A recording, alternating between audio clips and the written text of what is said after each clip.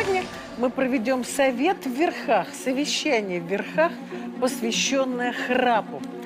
Начнем с того, что храпят почти все люди старше определенного возраста. Да. Не так я скажу, не люди храпят, а мужчины.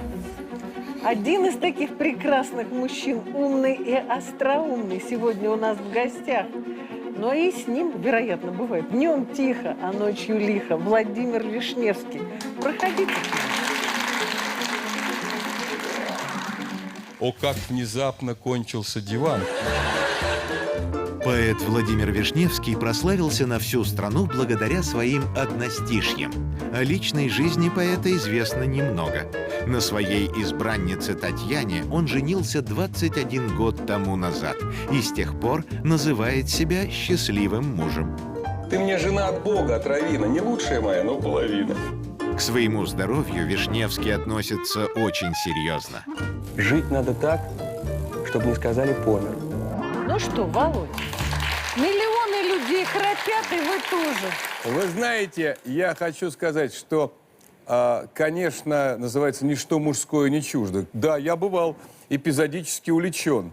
Как говорится, как в фильме, а кто не храпел. Вообще у каждого есть своя история постижения этого антиромантического понятия под названием храп. У каждого было детство, у кого-то советское. Мы оказывались по соседству с незнакомыми людьми в поезде, в общежитии условно, в неодноместном номере в гостинице. Все типы храпа чужого я знаю с детства, как и многие, наверное. Вот, поэтому, вспоминая цитату из того же фильма «Высокие отношения». Храп – это, конечно, враг романтики, враг высоких отношений. И чем слаще и воздушнее снятся тебе сны, тем, может быть, ты и храпишь сильнее, и сам этого не сознаешь. Вот, оправдывая худшие опасения присутствующих, шучу, и ведущие прелестные, с которыми мы не раз уже сотрудничали на Неве здоровья, можно, пародируя поэтическую реакцию на все, сказать так. Есть романтика, облака, про кого-то твердят, во, дает, как угля, 100 очков вперед. Ну, а кто-то дает храпака. С каждым может стрястись это вот. Смотрите, храп существует, в общем, к нему относятся как к бытовому неудобству. Что происходит в это время с человеком? Да. Это серьезный вопрос. Абсолютно. Что? В этот момент человек испытывает кислородное голодание. То есть, когда взрослый храпит, вы сейчас сказали, что хорошо знакомы с разными видами чужого храпа. Да, поэтому вы прекрасно помните, как на высоте храпа человек вдруг замолкает. И потом всхрапывает настолько страшно, что иногда прям действительно страшно. Да, и когда дальше... ты думаешь, умолк, наверное, прекратил. И вдруг он страшно... он опять начинает храпеть. Давайте покажем. Почему А вот приемы есть, как вот так вот шикнуть, говорят, ой, сделай, и человек перестает храпеть. Нет. Не всегда срабатывает. Смотрим вот сюда, смотрите, вот нормальный ход воздуха, вот так вот. Человек... И звук, смотрите, хороший. А теперь произойдет следующее. Сейчас я Куда вам... западает его язычок? Да. Оп, смотрите. Вот он, маленький язычок, который перекрыл вот дыхательные пути. То есть мягкое небо обвисло, и, соответственно, уже... Ага, вот знакомый звук. Совершенно верно. Вот первым я хочу пригласить к нам доктора, который занимается остановкой дыхания во сне. Это президент Российской ассоциации сомнологов, врачей, изучающих сон, профессор и доктор медицинских наук Роман Вячеславович Бузунов. Роман Вячеславович, идите к нам.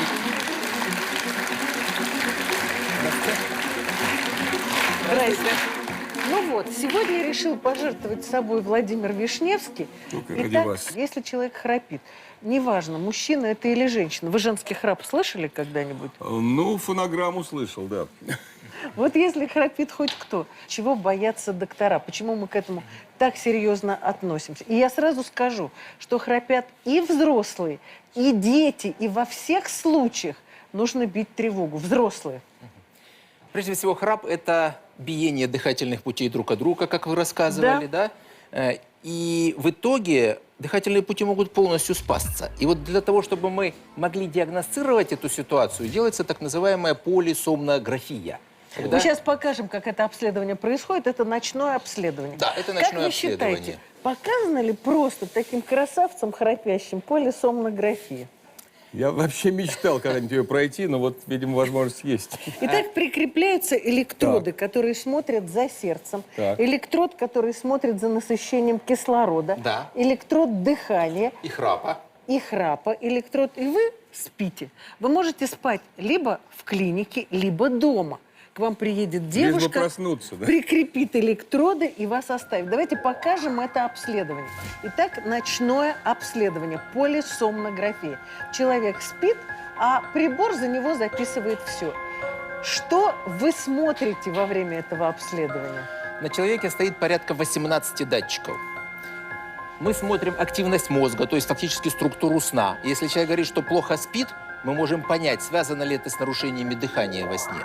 Мы смотрим дыхание и храп, и мы видим представленность храпа. Если есть остановки дыхания, мы можем посчитать, сколько этих остановок, и мы определяем степень тяжести нарушений дыхания во сне, потому что за ночь может быть 200, 300, 500 остановок дыхания.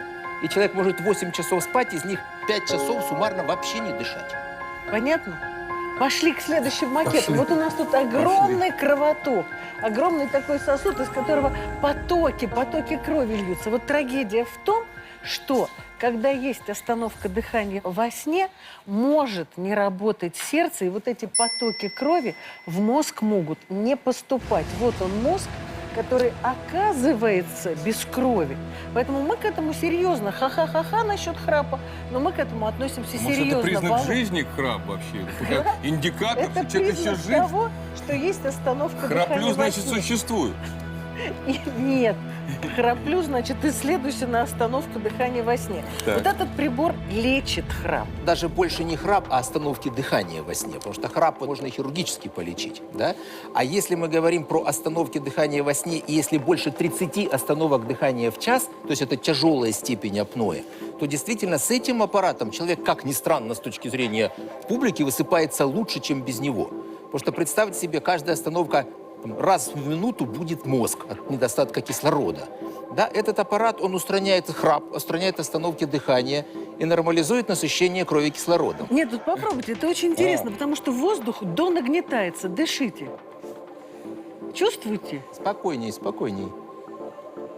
Дорогие телезрители, еще раз подчеркнем, если вы храпите, вам надо провести обследование во сне, чтобы посмотреть, нет ли у вас остановок дыхания во сне. Если они есть, вам нужно лечиться вот таким прибором. Вот он, кислородик-то, пошел. Затих Вишневский. Знаете, а ночью проснется спящий рядом, вы видите тебя в этом приборе, весь в электродах. Значит, смотрите, этот прибор назначает врач, Да. помогает врач человеку, помогает к этому прибору Еще раз, как он привыкнуть называется и еще так раз? далее. СИПАП или СИПАП. БИПАП. Их БИПАП, существует ну, конечно. несколько. Очень многие знаменитые люди этим пользуются, Да? потому что это нормализует Ну дневную вот жизнь. стану знаменитым, я обязательно воспользуюсь. Совет всем, кто храпит. Раз, два, три. Первый совет. Помнить, что храп – это может быть симптом серьезной болезни под названием болезнь остановок дыхания во сне или синдром обструктивного апноэ сна. Второе. Нужно пройти обследование, и если мы выявим этот синдром обструктивного апноэ сна, очень серьезно, третье, подойти к лечению, которое может связано быть с лечением аппаратом, хирургическим лечением, но это уже зависит от сочетания причин и тяжести болезни. И главный вопрос, к какому врачу пойти? Для начала пойти к сомнологу, который проведет полисомнографию, поставит точный диагноз и, как диспетчер, определит, куда дальше. Лечить тяжелую степень аппаратом. Если большие миндалины, оперироваться, это сейчас лор-хирурги расскажут. Есть специальные аппараты, выдвигающие вперед нижнюю челюсть. То есть это уже дальше лечебная такая мысль должна сработать, как полечить человека. Но мы можем эффективно помогать даже при очень тяжелых степенях нарушений дыхания во Вот сне. мы серьезные, а вам хихихать. Не, почему? А мы серьезные, Я ребят. просветился. Я, знаете, я хотел выдвинуть одну крамольную мысль. Давайте. Надеюсь, все свои нас видят. Поскольку гня свою линию, что все-таки храп – это враг высоких романтических отношений, я подумал, опять же, вы меня осудите, но тут, в общем-то, все свои. Вот говорят, раздельное питание, да, чтобы выглядеть стильно и дельно, с кем бы питаться раздельно. А вдруг вот есть смысл задуматься о раздельном засыпании, просыпании, чтобы никого, в общем, не смущать, не снижать свой образ храпом. Но я все-таки почерпнул чувство серьезности реальности, ко мне вернул, что это серьезная вещь. Но у нас есть с Еленой Васильевной, поскольку мы не первый раз эпизодически встречаемся по поводу чужого и нашего здоровья, у нас есть с вами одна мантра, которую не грех повторить. Давайте. Хотя бы в контексте храпа, который тоже признак все-таки жизни, который надо уточнять. Чтобы вас подготовить, совет мой вам, люди. Живите, а то ведь эффекта не будет. Спасибо большое, Володь. Садитесь, пожалуйста. Друзья, сейчас я хочу показать вам совершенно необычное видео. Это храпящий ребенок. Его сняла его мама. Давайте посмотрим. И вот когда этот малыш храпит во сне, конечно, это выглядит просто устрашающе.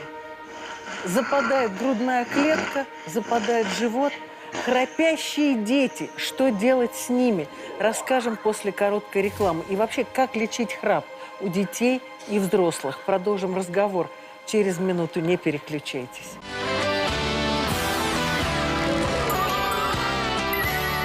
Это программа «Жить здорово», дорогие друзья. Мы говорим о храпе. Храп. Что это такое? Для врачей это симптом болезни, остановки дыхания во сне. Храпят взрослые, мы уже об этом поговорили. Храпят, к сожалению, дети. Я вам сейчас хочу показать видео ребенка, которое сняла его мама. Ребенок храпел страшно. Давайте посмотрим это видео. И обратите внимание, как западает грудина у него. Как ему тяжело, этому малышу.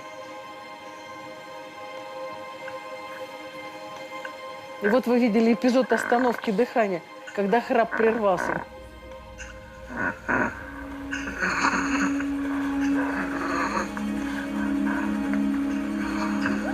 Вот такое тяжелейшее видео. А теперь я хочу, чтобы, конечно, нас услышали родители храпящих детей. И следующий эксперт нашего саммита по храпу – это профессор и доктор медицинских наук Юрий Юрьевич Русецкий.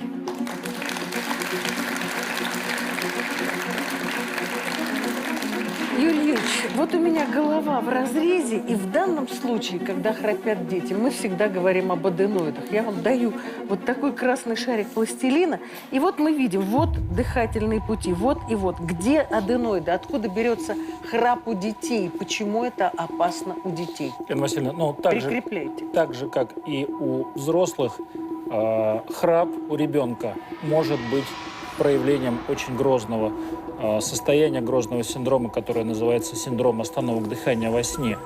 А для ребенка это гораздо опаснее и гораздо страшнее иногда, чем для взрослого, потому что ребенок растет, и ему ни в коем случае нельзя расти в состоянии гипоксии. Гипоксии мозга, потому гипоксии что он всего и будет мозга расти, в том числе. Да. не развивая мозг. Да. Вот тот ребенок, которого мы показали, оказался вашим пациентом. Сколько Да. у него было остановок У него дыхания? было 141 остановка дыхания в час. То есть этот ребенок больше не дышал, чем дышал. И у ребенка были выраженнейшие изменения метаболические, которые, к счастью, очень быстро прошли после выполненной операции, потому что он задышал, а необратимых последствий еще не произошло, потому что мама ребенка своей настойчивостью добилась того, что он попал в наши руки. Итак, родители храпящих детей, вы должны обследовать ребенка на предмет наличия аденоидов.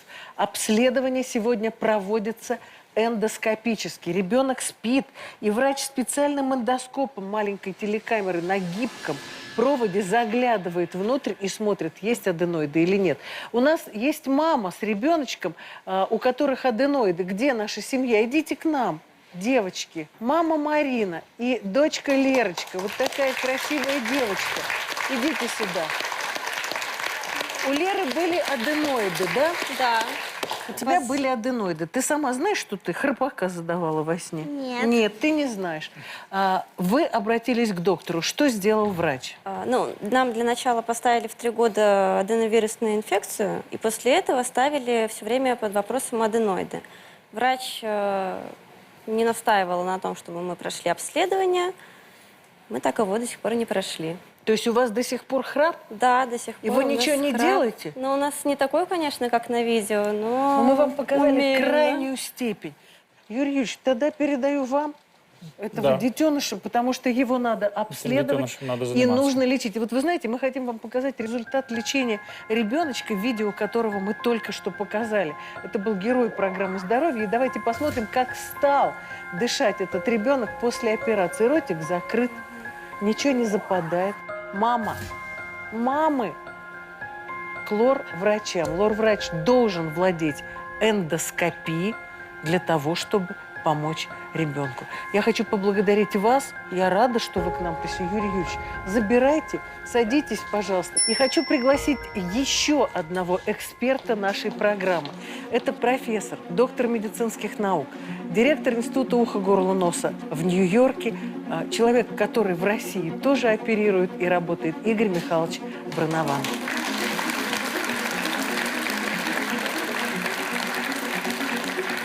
Игорь Михайлович, вы лор-врач, вы занимаетесь хирургическим лечением храпунов. Мы вам подготовили вот такую вот гортань. Это открытый рот, вот это вот висит язычок мягкого неба, вот так вот это выглядит. Что может современная хирургия? Скальпель ваш. Речь сейчас идет о взрослых. У детей это всегда удаление аденоидов. У взрослых лечение с помощью приборов и хирургические операции. Итак. Первым образом мы поставили правильный диагноз. Человек похудел, у человека явно увеличено уволо, маленький язычок и избыток тканей. Это мы немедленно поправим. Язычок мы укоротим.